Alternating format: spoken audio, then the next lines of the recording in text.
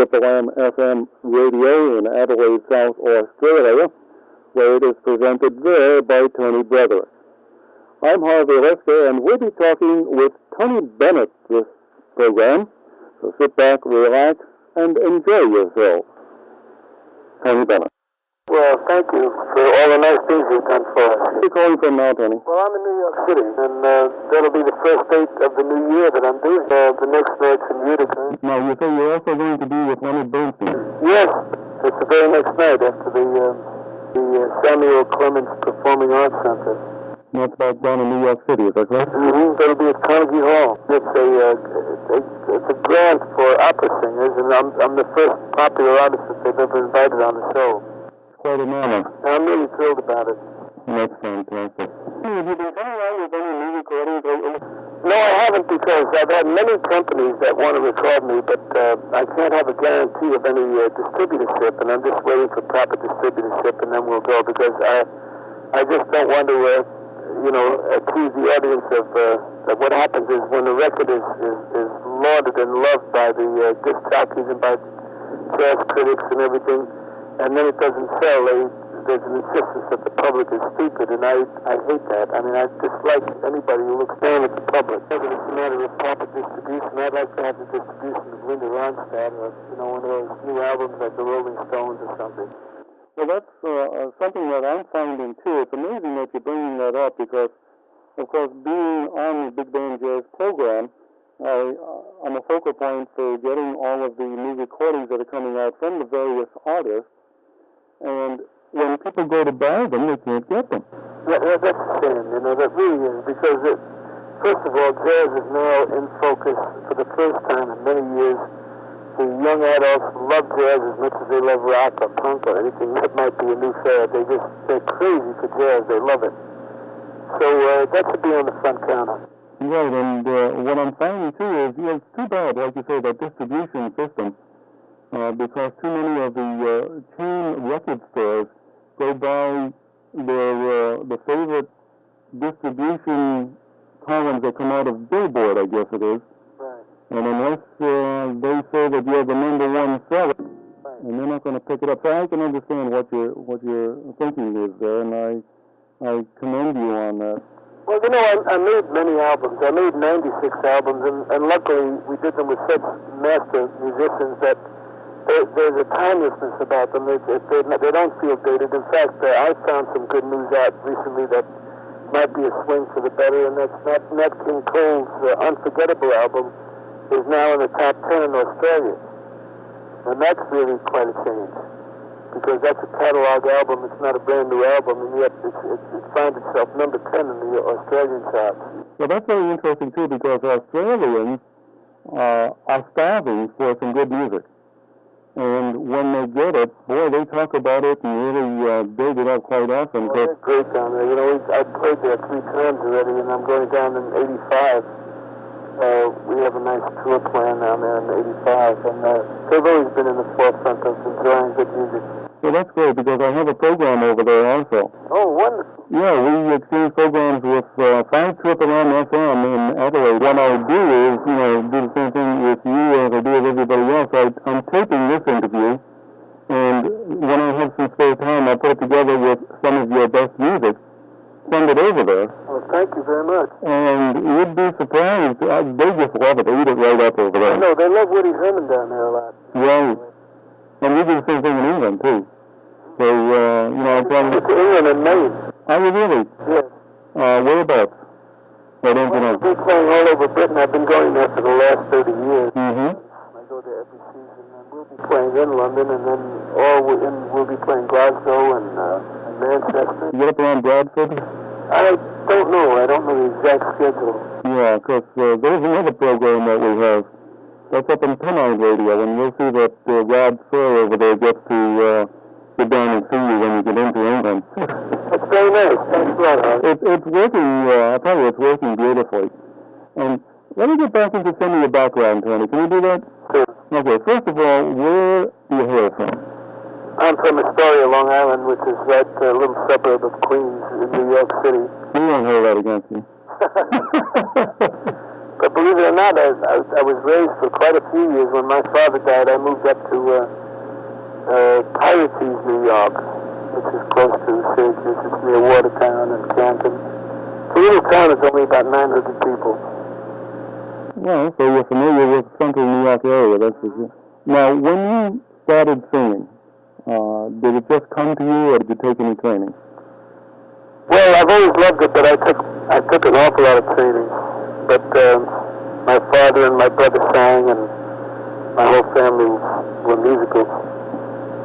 But I went into the infantry. I was a singing waiter before that. I started out as a singing waiter years ago.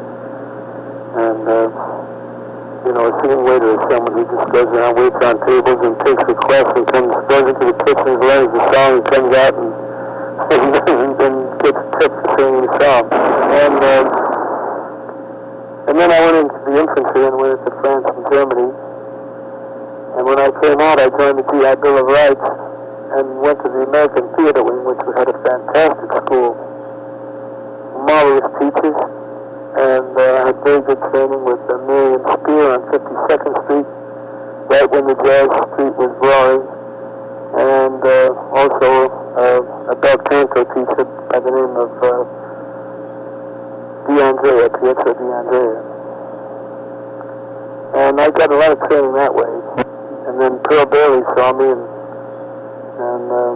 put me on her show down in the village, and then Bob Hope came down to see her one night and liked what I was doing, and he took me on the road with him, and that was my first kick into big time, it is now. There's some wonderful new talent coming out of colleges, and they amaze all the pros, like Woody Herman and Count Basie and Buddy Rich, and, they join their pens and they read those notes like it's flies on paper. I mean, they're just fantastic. Well, see, that's one of the things that we find, like when I bring all of the latest music to bear on this program. In other words, Joe must have told you I don't stay with the old favorites. I like to bring in all of the new artists and the new music just as well, and give them all the opportunity that I possibly can. I think that's a great idea. And what happens, though, is that, like, you find people like Maynard Ferguson that say they're embarrassed to an extent when they go to the colleges and they find all this tremendous talent, right, and they realize there isn't that much of an opportunity out there.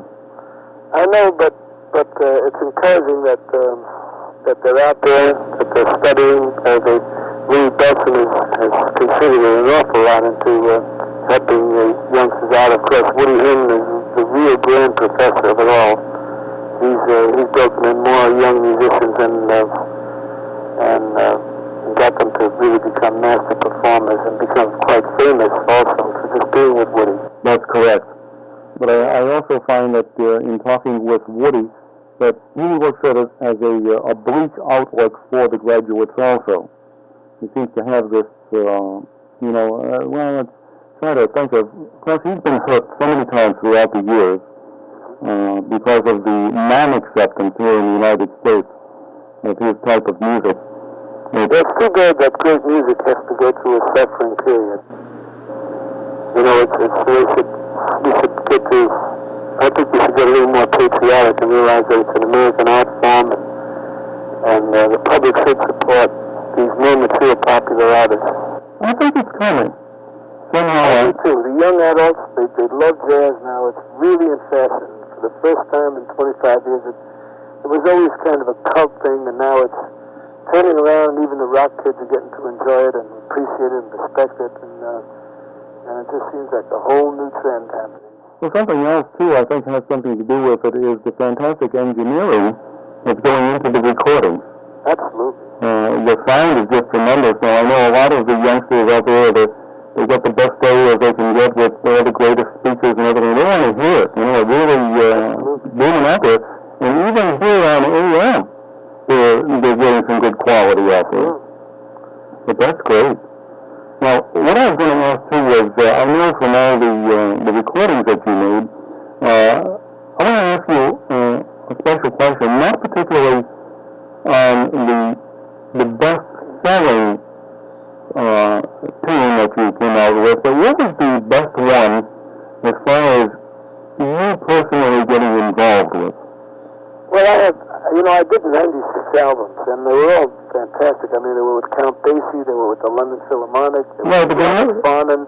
But my favorite is the Movie Song album.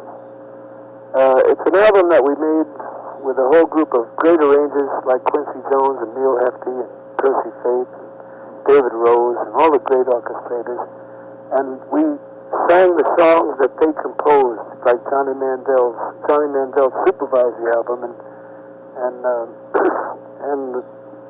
we recorded all the songs that these wonderful orchestrators composed and had them conduct the album, their own songs themselves. And it was really quite a documentary. I mean, we did, about 6 sides on the East Coast and 5 sides on the West Coast, and we recorded Quincy Jones' Porn Shop theme, and Neil Hefti's Girl Talk, and Johnny Mandel's The Shadow of Your Smile. And, it's just a fact. Maybe September, with Percy Faith. That's my favorite, and then also the Bill Evans album, of course, the wonderful Bill Evans. Right.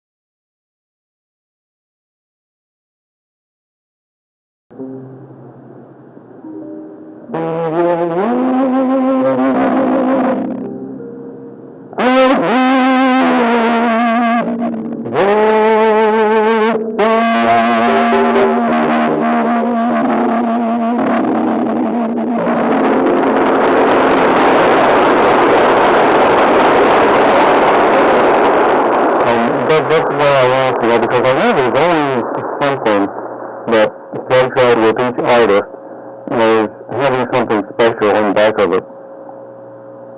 But I must admit, I've had a great musical adventure. You know, because through the years, I recorded for 23 years, and boy, believe me, the company treated me wonderful. They gave me some of the greatest artists to perform with. I've recorded with Gene Krupa, and you name it.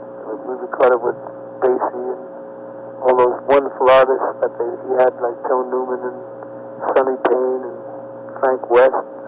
Does any one of them stand out special in your memory? Well, I like that Basie album that we did on Roulette. That's another album that's very difficult to find, but boy, there's some wonderful recordings there. Ralph Sarin was not credited on the album, but he did all the arrangements. And he's my music director. He found all my songs for me right through the seasons. Yeah, that's a shame. As a matter of fact, I spoke to a songwriter not too long ago, and I didn't even know who she was, Gladys Shelley. Oh, yeah. I couldn't understand why I didn't know, but when the recordings come out, they don't give credit. I know, and she's written songs with Fred Astaire and all the greatest. Right, and such a delightful person, and that's why, when you mention people that don't get the credit, it is really a shame. So that's what we try to do, give them as much credit as we possibly can.